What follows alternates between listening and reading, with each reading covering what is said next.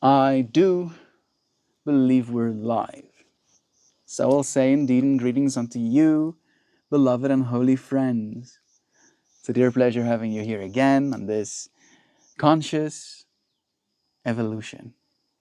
This opportunity for us to consider today, especially, what is. And that we are always showing up for what is. My mind tried to liken what is in the same way to how the earth is underneath me. All right. And when I wake up in the morning, I show up for what is. And the first way I do that is I take a step onto the ground and I step off of my bed. Right? I don't have to wonder if I'm going to show up for what is. I just step into what is already. And then that got attached to seeing it from this perspective of infinity as well, of a lot, of what is too much in a way as well. And what is so much in that way that you will never be able to hold it all in your mind, in your current focus. Right? There's too much of the what is for us to do that. And that can be overwhelming in a way. And again, bringing it back to the first statement, the best way to see that experience is to take the step that is right in front of you. That in the same way you trust what is by taking a step forward, you trust when you walk somewhere that it already is where you think it is, and that's why you're walking. All right? For instance, as I'm thinking about walking somewhere now, and maybe I'll walk with you, friends, I'm thinking about walking to my plants. And my plants are, right? They is. And I have to show up for them in their isness because they cannot show up for me. I am a is just as much as they am a is. All right. However, the power we hold over how we can take a step forward, if you will, is different between us as entities. All right. And my willingness to show up for that, to go and take care, if you will, of a plant, is for me one of the most direct, almost like understandings of this relationship we ought to have with the world. And we have this ability to, with our efforts, with our showing up, change things. All right, make things more beautiful, make things differently. And also seeing it from the perspective of an artist. All right, that if you're a good artist, and this is not me trying to throw shade at anybody, when you're a good artist, this is the way I am trying to encourage myself. You can make art out of anything. All right, and in that way, what is everything. And if this is the everything that what is right now, and we are here for it in this moment, then the only thing we can do is use what we've been given. Try and use it well. Try and multiply our talents. Right? That's the analogy, right? Apply our skills in a way where we add more value.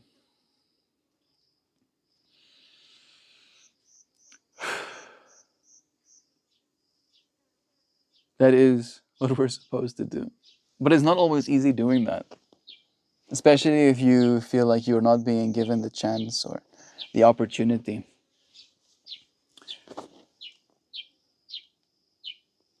Hey, Joy Viv is here again. Love you, Joy. Sending you blessings. Yeah, what is going on? We can ask ourselves as well. I think if I had to interpret, we are seeing a shift happen. All right. I have seen that shift happen in me. And I have been in ways for a very long time. And I've had interpretations of people throughout my experience. And I have noticed these interpretations change as I am presented with new information, as I am presented with understanding that I might have been wrong. Maybe I was wrong. Maybe I was wrong about this person. Maybe I was wrong about this plan. Maybe I was wrong about this perspective. Showing up for love. I don't think I'll ever be wrong about that. I'm happy that you're showing up with me. Love that always was and has only expanded. Our heart is a muscle growing stronger. I step forward in this life for the pursuit of love and light. I didn't really take a moment to think about it that way, Zhao.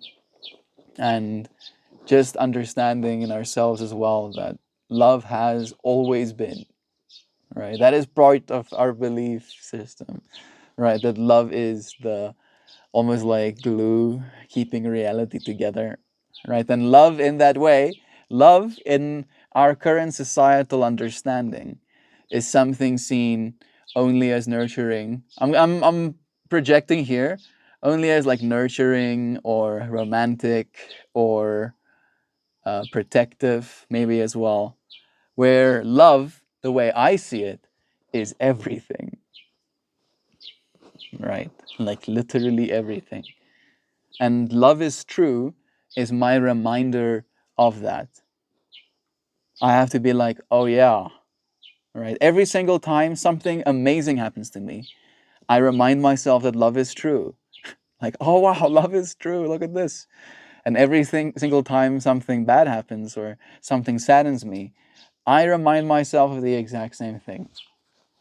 Because on the one hand, it is a acknowledgement, it is a upliftment of this truth.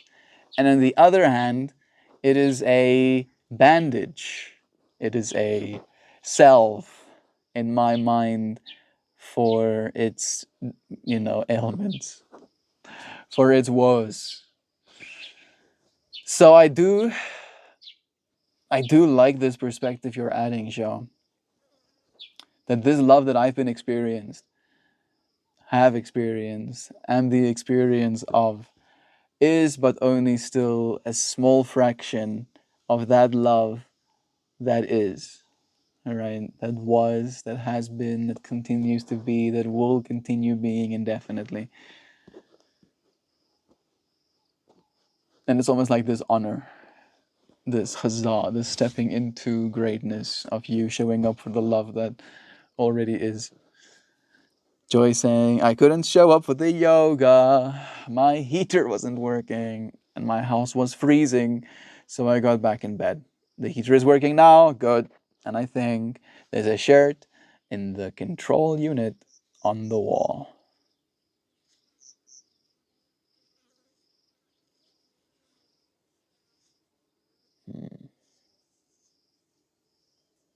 There's a shirt in the control unit on the wall. Heater itself seems to be working. Maybe because of the water, because of the like lack of insulation behind the control unit on the wall. I'm not exactly sure, but I'm happy that the heater itself is at least working, Joy. Taking a deep collective breath with you. Cold. Here in South Africa, it doesn't get that cold. I didn't run a heater once. Not once. The entire last year. I was using fans. And I wasn't using that much air conditioning, relatively speaking. The only air conditioning that I really used was car air conditioning, like while you're driving. That would make up the larger percentage of my air condition usage. But other than that, no heaters necessary. Short. Okay, there's a short in the control unit in the wall. That makes more sense. That makes more sense. My poor tism brain, just like literally, it's like, oh, there's a shirt. And my brain renders, right? Like I'm seeing the control unit, which I, in my mind, rendered as like a DV board, a distribution board that was like being tripped or something. And then I was like interpreting that because of the cold and the icy rainedness and the warmth inside, that there might be like ice or condensation. And then the shirt was there to help absorb the ice or condensation. Like that was basically the infrastructure my brain constructed in reading. There's a shirt in the control. A short. Yeah, it's probably because of the amount of power they pull. Heaters are basically the most power hungry things that will run in our houses. Those and the water heaters. It takes a lot of energy to heat water too. How many of you friends have decentralized heating? Centralized heating? Yeah, that's the right word. Decentralized is when everybody has their own heating. Centralized heating is when there's like a big thing, big building that pumps hot water all the way to your place, and then you can run that hot water through your house, adding heat to it. We don't have much infrastructure like that at all in South Africa. Hey Google, do we have any centralized air conditioning or heating systems here in South Africa that serves big swaths of residential and office buildings? Man, I really dislike Gemini. It's so bad. So bad. Select all. Right, and it's not like I don't try. Like Google, please, bro. It's not like I want to like dog on your product, but I keep trying to use it and then I regret it. Like it makes me be like, oh, I regret wasting precious seconds of my time asking you to answer a question from me instead of just going directly to ChatGPT. In South Africa, centralized heating and cooling systems that serve extensive networks on residential office buildings are not commonly implemented. I could have told you that, but I had to make sure. The country's general mild climate reduces the demand for large-scale heating infrastructure, and cooling needs are typically addressed on a building-by-building basis. While district heating and cooling systems are prevalent in some parts of the world, especially in regions with extreme climates, South Africa has not widely adopted such infrastructure. The focus has been on localized solutions tailored to individual building requirements. For instance, the industrial water cooling, a South African company headquartered in Isando, Johannesburg, specializes in manufacturing cooling towers for a variety of industrial sectors, including power generation, mining, petrochemical industries, and air conditioning and refrigeration. Their projects are typically customized by specific industrial applications rather than serving as a part of a centralized system for multiple buildings. Yeah, we don't have that here in South Africa at all. I have a wall unit in my dining room. I don't have a central heating or cooling. I feel you. My house is very small though. Yeah, in that case, a little bit goes a long way. I don't know if you know this, but if you were in a room, just you and the room, you would be actively outputting about 90 to 120 watts of warmth, of heat into that environment, right? And you would feel it very quickly, it wouldn't be comfortable. And the room doesn't have to be that big for you to start feeling it as well. So, in the same way, a heater, and I'm guessing the little wall unit you have is going to be between 2 and 5,000 watts, right? So, it's almost like cramming 15 to 30 people into your apartment, all of them, rubbing their hands. Ooh, ooh, in this I'm sorry that I gave this. I'm so sorry, Joy Vive. I'm sorry for this visual. But that's the amount of heat that even a small little wall heater will do, so it can make a big difference. Okay, okay. Is there more that I want to share? Maybe I'll wait for you, friends, to share more with me. I want to encourage you more to come to South Africa. It is technically peak summer right now, right? That true? When is peak summer in South Africa?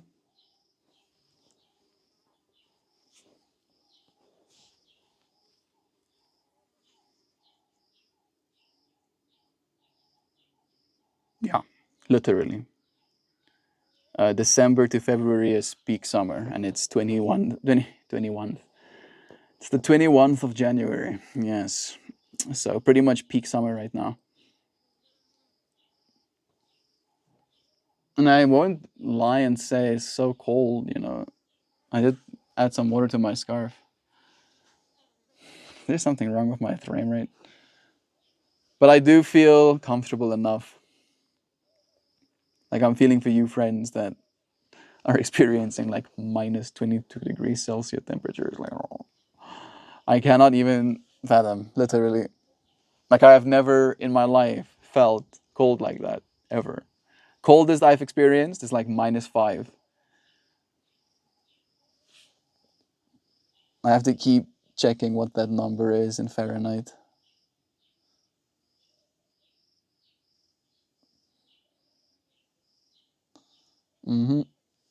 23.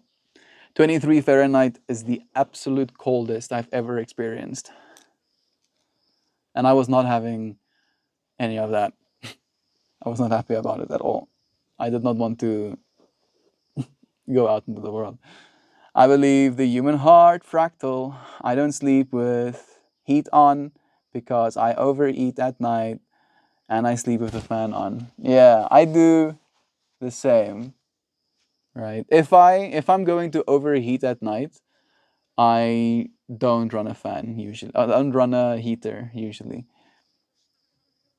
Like I would rather almost like find some sort of equilibrium where I'm just comfortable enough under the blankets with how cold it is outside for me to want to have the blankets on me. But as soon as I start getting uncomfortable and hot, the fan has to come on. The internet says Cape Town is the best city in the world to live in right now. It's true, Joy. It's true. Cape Town is pretty much where it's at. They have been ruled by like the good party here in South Africa, the party that actually keeps things running the way a government should, right? So they've been taken care of over the last while in a way that there was both not the resources for and the willingness to take care of the entire country. It's minus 14 degrees Celsius right now. Help. Come to South Africa. I'm sorry. I know you want to. I'm just not being like, meh, meh, meh. I want to go to Cape Town, bucket list. I want to, too. Christian's plan is to like live closer to Cape Town, right? Like more down to the south. I think Christian's plan is to end up like somewhere here, right? There's Cape Town. He wants to like end up somewhere down there. So yeah, I am I am foreseeing a lot of Cape Town in my future too. Right? In fact, for the kind of work I do, Cape Town is exactly where I need to be. The problem is just that it is expensive to live there. Right? And with the amount of capital we're earning right now, we can't. Yeah. Right. They have their own grid, right? Yep, they have their own grid. They have their own political party. They have their own systems in place, right? And it's nice, right? For the most part, in comparison to what you get Everywhere else, it's very nice. This is what the satellite view looks like. All right, there's Cape Town. That city on the edge of the country.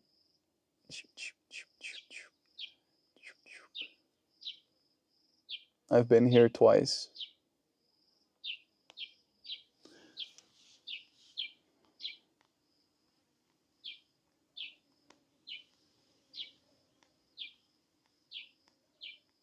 Part of me feels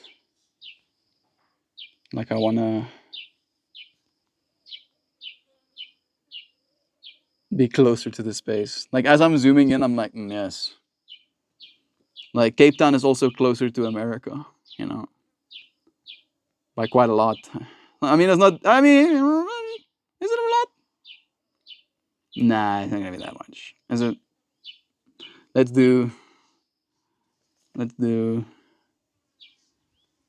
Indiana International. I'm gonna have to go for flights. No, it's gonna be.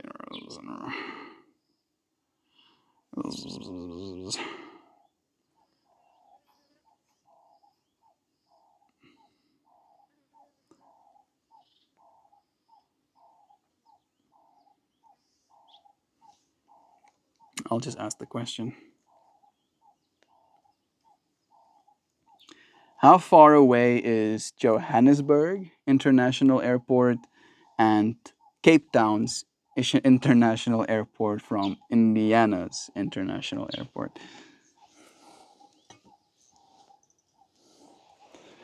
Mm. Yes, that's like 400 kilometers closer. I mean, such a big difference. Extra 260 miles, gap closed. Can you and Christian split a spot, or is it too expensive? No, that's in part the plan. Christian is earning good bucks right now, and him and his dad are working together. So he's staying with his dad right now, and he's going to save for the next 3 years with the intent of buying a house. And then when that comes to fruition, they're gonna sell the house, or it is a house, but I'm trying to think about what it's called. Like like you know how there's like these gated communities, and then they have like these streets, and then those streets have attached to them houses, and then that street also has a gate that is also one of those, right? I don't know exactly what you call them, but to me, in my mind, it's not what I would consider a traditional house, but it's also not an apartment. Not exactly. I wonder if there's an extra word. Not really important, but they want to sell that unit as well, which is also in Centurion. So also one of the more popular places to live in South Africa right now. And then with that capital, Popjo wants to get himself a place as well where he can basically retire. You know, he wants like a small little apartment that is close to Christian's place, right? So he'll basically downsize and then give all of the extra capital to Christian so that he can actually afford a place.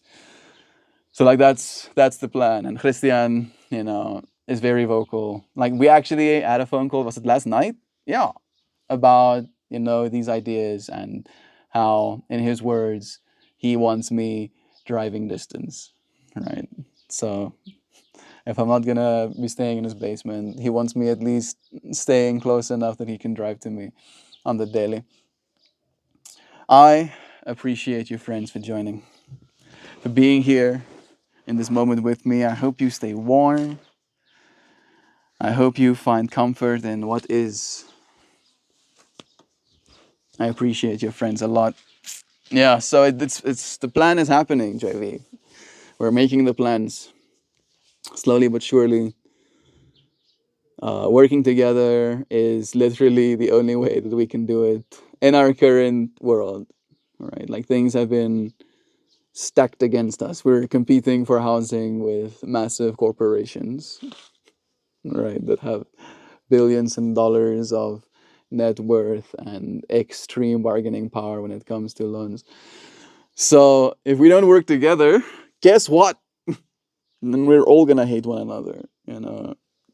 Living in the smallest box we can, holding desperately on to the things we've been managing together.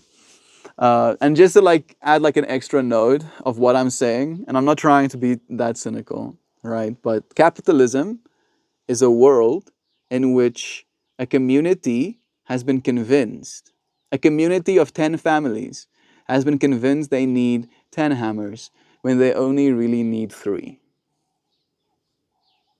right? That's the mentality.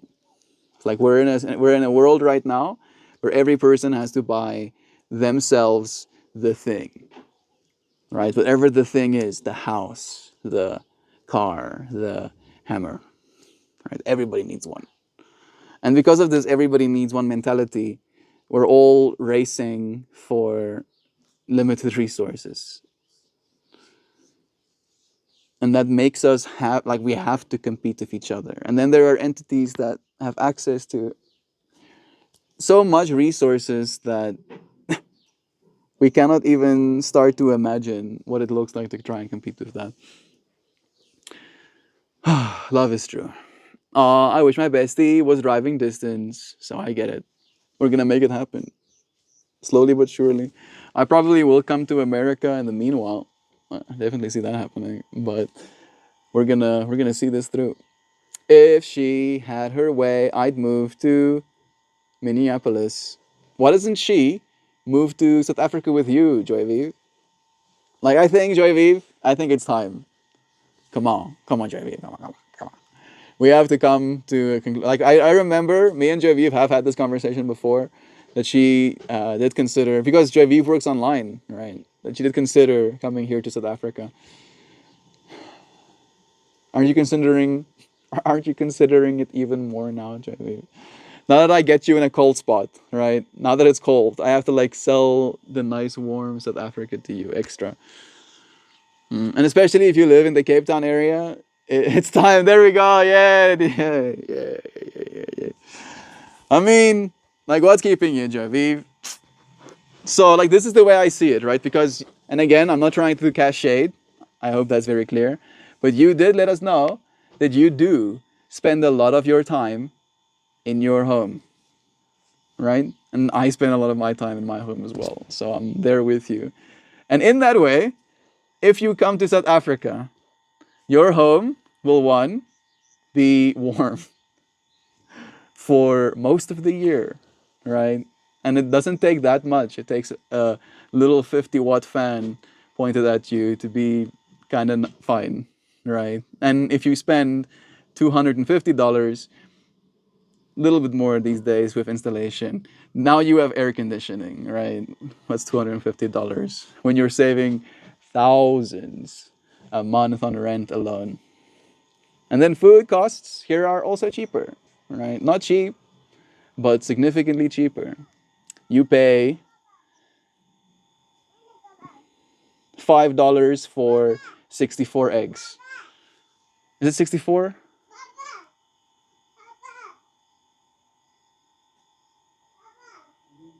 2 dozen? Yeah. I think it's like 30 in one of those, right? And 2 stacks of those on each other is like 120 rand, I think. So like $6. You're right, Mel. You're right, Joe. Joy, you seriously would love South Africa. You at least gotta visit. Exactly. Yeah, maybe that's it. Maybe that's like the first little step. It's just coming and visiting South Africa, like spending a week here, going and seeing some different places. Maybe even in your own head, right? Be like, oh, maybe I want to live in Johannesburg. Maybe I want to live in Pretoria. Maybe I want to live in Durban. Maybe I want to live in Cape Town. And then coming and seeing these places and being like, going to a restaurant and seeing how the energy is, how people behave. Whoa, we pay like $6 for 12 eggs lately. Yes. I think I might be underestimating how much they are. I want to lie. That's the thing, right?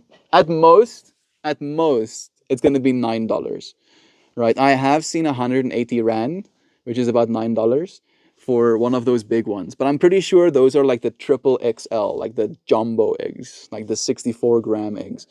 They're like, I think, $9 for 60 of them. So yeah, right? Come on. Bring your American resources to South Africa. Please. South Africa needs it. Right?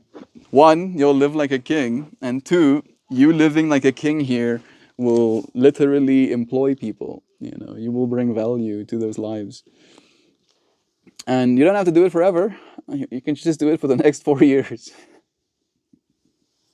I'm sorry. $5 for 60 eggs is so crazy cheap. Yeah, let me show exact numbers. Hey Google, can you show me South African egg prices? ShopRite. So ShopRite is one of our pretty basic retailers. So right off the bat, this is 44 Rand for 18 eggs. And it is, the conversion rate is 20, well, it's now 1835 or something like that. 1835 of our units is one of yours. So that is about $2.20 for 18 eggs. And I do believe if you get more, it gets less. Okay, so not 60, 48 was the number, but 48 eggs are like 225 Rand. So that's like $6.50 for 48 eggs. Still not $1 eggs because our eggs also, with like we had like a bird flu epidemic and then eggs became twice as expensive and then they just never made it cheaper again. So like they're doing that shit here in South Africa as well, but still, relatively speaking, you're gonna be paying what you used to pay in like the year 2006 for most of your foods here in South Africa, just because of the currency exchange rate, at least. Oh, okay. Getting close to being done, Zos. I'll be the chicken lady. Catch me in the crazy coop. I mean, I would love to, like get eggs from my own chickens because in that way I could like feed them a bunch of healthy things and I can know exactly what went into the creation of those eggs. And I feel even though the eggs are those prices, this is my own bias, they're not as orange, not as rich as I want them to be, right? Sometimes they're a little bit colorless, at least to me. I want them to be like screaming at my eyes, but they don't always. I'll come and visit. Will you be my driver and tour guide? I'll foot the bill for travel, gas, and food. I'd be happy to. JV. That sounds like something, me and you can do as a pair of friends. Maybe even Joe would, come alongside for the ride. I don't know if she'd be down for that. But it would be something. I'd be more than willing to drive, right? And this is a part of my bias as well. I want to see more of South Africa. And unfortunately, because of how expensive it is to travel, we can just say that. It's not easy for me to just do so, right? There has to be a reason for me to travel, usually, for me to justify the expense, right? I have to go somewhere where I can potentially earn income for me to spend the income that it will take to go somewhere, you know? And yeah. I think that's definitely one of the limiting factors. Jotu, I think she'd love to. We've already been talking about her coming through again. We miss each other a lot. So, I don't know if we're going to do it that way, but it could be a fractal. Chickies will eat the ticks and mosquitoes too. You are right. Yeah, don't y'all have chickens on the farm? We do have chickens on the farm. But it's hard getting the eggs fresh, especially when it was as hot as it was. And you don't know which ones are the fresh ones because they kind of lay them in a pile. So by the time you get to the piles, some of them are not fresh and some of them are. And I have, from like our own homegrown eggs, opened, cracked into my pan, rotten egg too many times. Just like, that's that one time where it's too many. If I can, I will, but if I can't, I will live vicariously through the streams and cheer you on for exploring the world. So, love is true.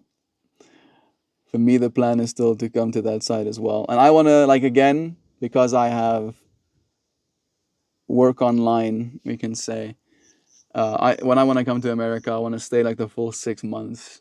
They'll allow me to, right? Like every second. Like I'll savor every moment of it. So that's like one of my fractals, the things that I'm thinking about. Think it could be possible.